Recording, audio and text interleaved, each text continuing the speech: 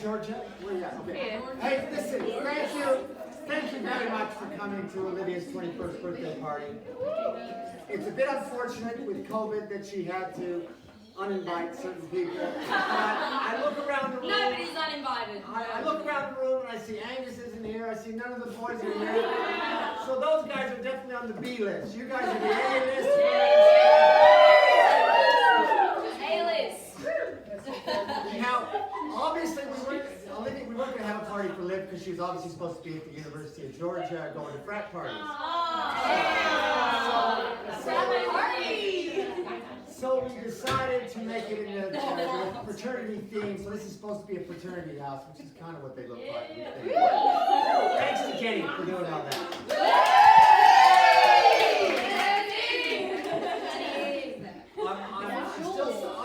I'm still surprised I made this one. Thank goodness I'm actually here. So, now listen, Libby didn't want any speeches, but bad luck, Liv. Her mom has demanded I get up here and say something. Okay? So let me just give you a quick rundown on Libby. Growing up at a young age, Libby had two very big passions. Her first passion, number one passion, was this sheeting. This little sheet. Now, I kid you not, she went everywhere with this sheeting. She went to the pool, the park, the toilet. Everywhere she went with that sheeting. It was her guardian angel in life. Now, if she didn't have this sheeting, all hell would break loose. I tell you, all hell would break loose. So, Georgia, Olivia, and I, the three of us, are in Las Vegas. Okay? Las Vegas. We go out, we went to dinner, and we went to the circus. We walked down the strip. We get home about 10 o'clock at night. I don't know how, I don't know where, but Libby lost cheating.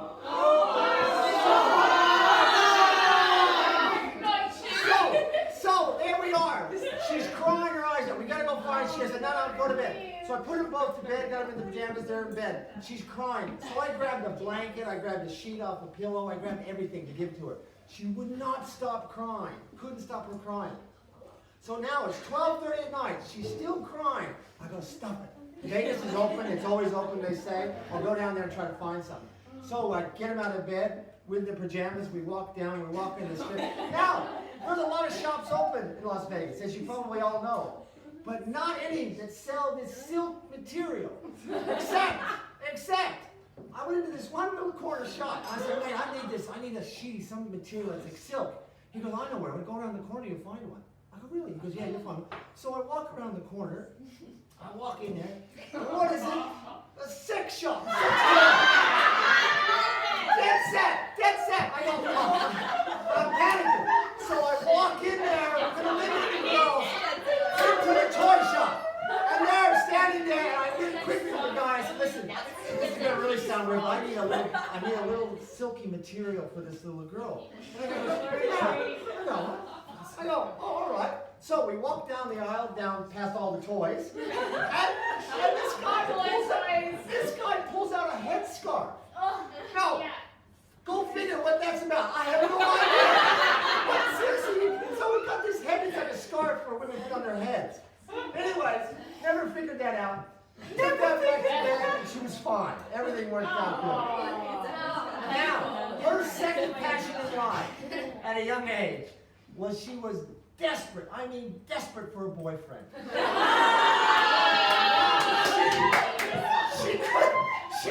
She had to improvise because she couldn't find one. So I was her boyfriend. She'll forget. She forgets. I was her butchie. And she would cuddle and kiss me and cross the line there, pretty close to a weird line. Like, hey,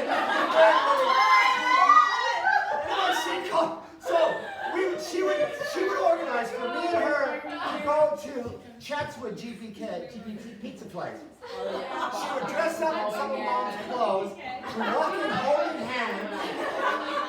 And then she wanted the glasses had to be wine glasses, couldn't be little glasses. And she said, no crayons, because if they see the crayons, they'll know I'm a little kid. So, anyways, I said, Libby, what do you want to do when you grow up? What do you want to do when you grow up? I swear to God, that's what she said. What are you going to get a job? I don't want to get a job. I want to get married and kiss my husband on the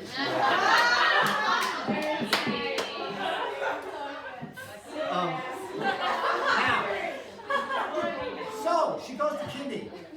And now she's got potential here. She can find a boyfriend. And there was this hot kid in kindy that Bella and Maddie will know, named Max Del Santo. He was the hot kid.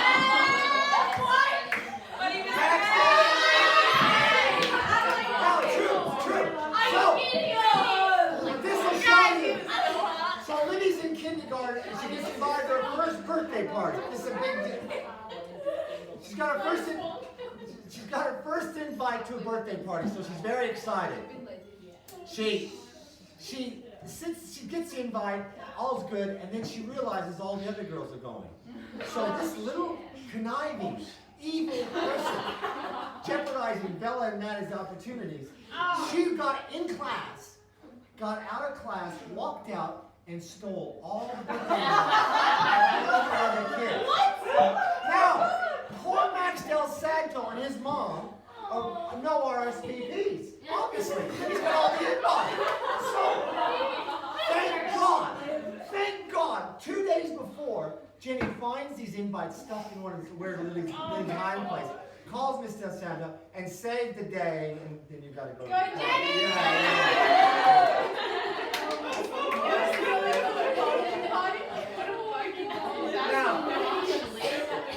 So, then Libby moved on. She then moved on. She was way ahead of her times. Black Lives Matter. Black Lives Matter, Libby was way ahead of that with Black Lives Matter. I'll tell you what happened. She goes down, she's on the under 8 or 8-year-old netball team at St. Thomas. And Shelly Dixon, who you probably, some of you may know. Anyway, she's the coach, okay? So she's playing netball, they're playing against Lane Cove, okay? Again, Maddie and Bella are on the team. Anyway, so there's one black girl on this team. Right? So I'm sitting there watching the game, no big deal. End of the game, here comes this mother beelining for Shelly Dixon, the coach, pissed off because one little child on that team has been using racial slang against their daughter. Olivia! And I'm sitting there going, oh, what little, these kids are 8, 7, 8, they don't even know what the rest. I'm going, couldn't be my kid, they wouldn't know a thing. So anyways, so I'm driving home with it, and I'm thinking about it, going, you know, Libby was marking that little girl for a lot of that game. Did you say that little girl? She goes, no, I didn't say that. So then an email went out that same day. I go, Libby, did you say that? No. And she had a funny look on her face, and I smelled a rat. So I changed it, I don't know how I did it, and I put the hard word on her. And then she cracked. She goes, she kept calling me Whitey the whole game. So at the end, I called her Blackie. Now we know there's no little white girl that's going to call a team of white girls Whitey. That ain't impossible. So she's calling this poor little girl Blackie on the team. So here's what we did. So I was fuming. So I made her call the coach and apologize. She had to call the referee, Olivia Terry's mom, and apologize. Then she had to go down to this little girl the next Saturday and apologize to this little girl. Then she had to find the mother, and we apologized to the mother. So, all done. But for the next 6 years, every time I went down to that court, the one mother I bump into was her. And she'd be looking at me like, "Is that racist American? Raising those racist little children." They called me a Trump supporter. Anyway, I did have a bag of hat on.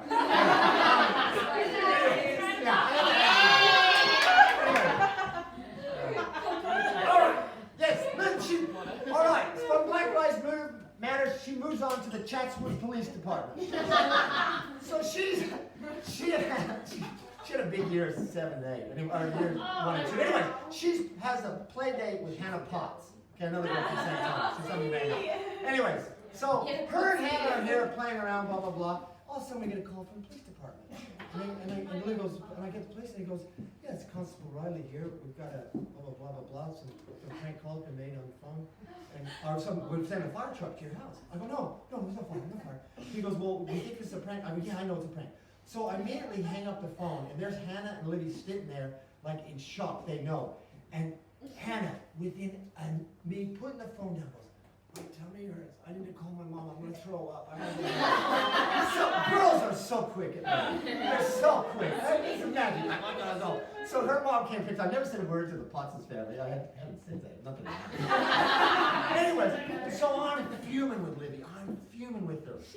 So anyways, and she didn't feel the pain that I was in. So I said, stop. I'm gonna get this girl. So I called that Constable Riley back up. I said, hey, listen, can you do me a favor? Pretend you called me. Pretend you called me, and you say you want to see Olivia, and I'm going to bring her in to see you at 2 o'clock. He goes, all right, we'll do that. See you at 2 o'clock. Bang. So I go walk in Olivia, and I go, Olivia, that was the police department from Chatsworth. They want to see you. And she's 7, right? So she's getting in the car, and she's got this shocked face. It's like dead man walking. She's going death row. We get there, we walk in there, and I can still see her little face, and we're walking in the check. Because you walk into a police department if you've done something wrong, it's pretty intimidating. And Livy's walking in like she's going to jail. Like this is it, it's all over. So anyways, I'm sitting down, I go up to the counter, and I see, I'd asked for Constable Riley. Anyways, so he comes over and he goes, hey, he goes, yeah, it's here. I go, Olivia, and he goes, where is she? He goes, oh, she's sitting over there, and he goes, oh, is that her? I go, yeah. He goes, I thought she was like 12 or 13. Ooh, this is your mouth? I go, no, stop.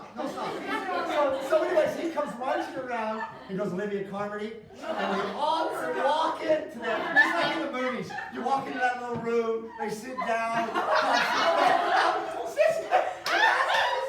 I actually remember it.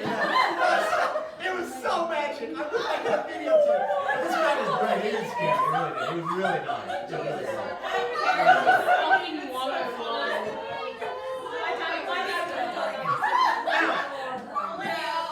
Now, okay. Now, all parents, when their kids are born, things are going to happen. You have your kids, and you all think they're super intelligent and super smart.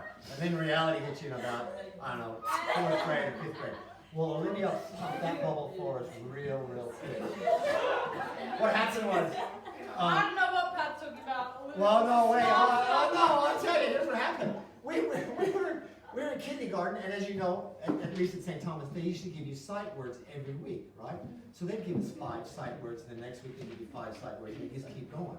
So we get the first week's of sight words for Olivia, right?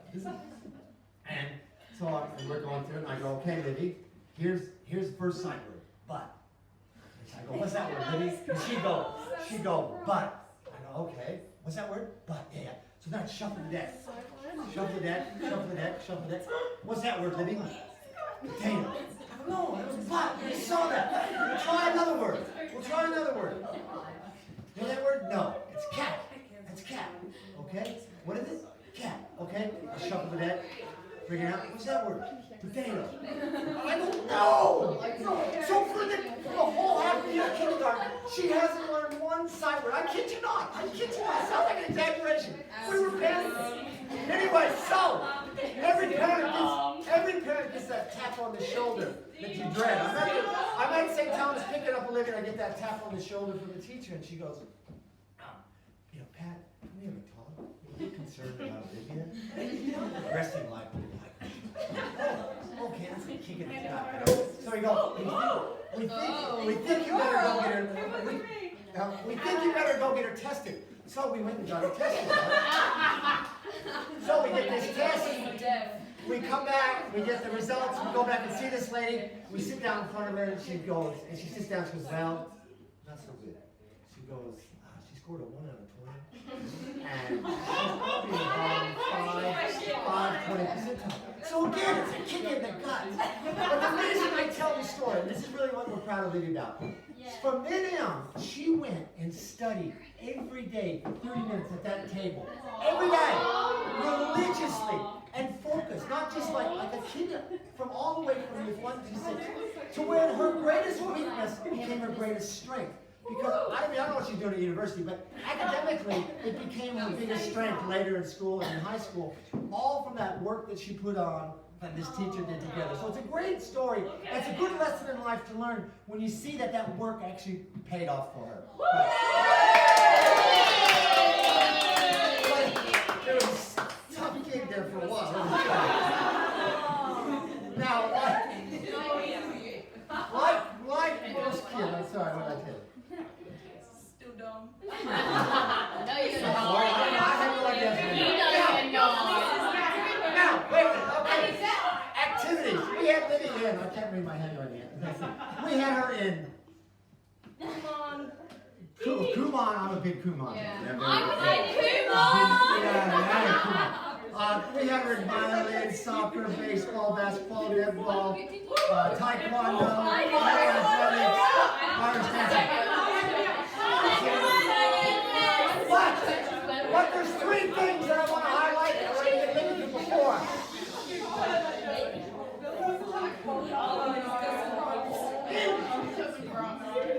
Olivia came fourth in state in the Irish dancing.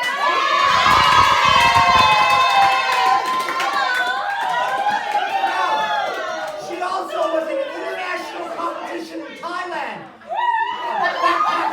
A backpackers boat. Oh, yeah. She won the, Yeah. she won the competition. So you're all Irish dancing.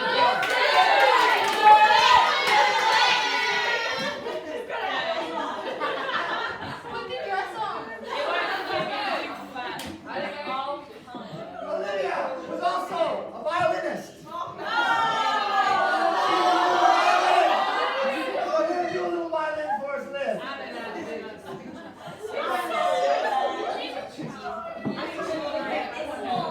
And last but not least, her claim to fame. She had a YouTube video that went viral in 2010. Now viral in our mind is over 1,000 hits. Anyway, she did her 2 basketball dribble was watched by thousands.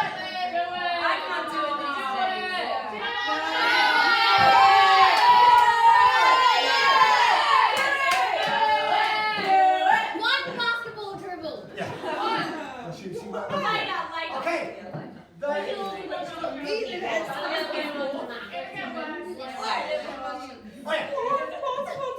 But the story that Jenny and I are most proud of, and again, it shows to her work ethic. What happens is she wanted to play on the rep team at North. Okay, so she was double bottom age, which means she was 2 years younger than the girls and 1 year younger than most girls trying out. She went and tried out, and she got cut. Okay? So practice, doing dribble ball, dribble. She went and tried out again, and she got cut. Okay? Then she went and played somewhere else, but she practiced another year, and then next year she made the team. And again, the reason I tell that story is all through life, Liv, you're going to have lots of failures and lots of things go wrong where you're not going to be successful. But your ability to focus and ability to never give up is what's going to make you successful. If you can keep that up, you're going to be a great success. Because ever since I forgot one story that I get to tell. Is when There's like 500. when we got the result from that teacher that said she's in the bottom, whatever, and I looked at Jenny and I said, Jenny, I think we got ourselves a dud. and Jenny started crying. She cried. But anyways, ever since then, all her work ethic has been a huge success. And she's been thrilling. Again, academically, she's going to be a great success. But I want to tell you one thing, and this is going to sound corny. The one thing you have to remember, you're going to be successful, but if you want to be really successful along the way, you have to be kind. I know that sounds corny to roll your eyes, but you have to be as kind to that cleaning lady and that person that's not as well respected as you are to the CEO, the president, or the Trump or Obama. Just to be kind. And if you can remember that, then you'll be a real success. Okay, with that, all the best of you. Thank you.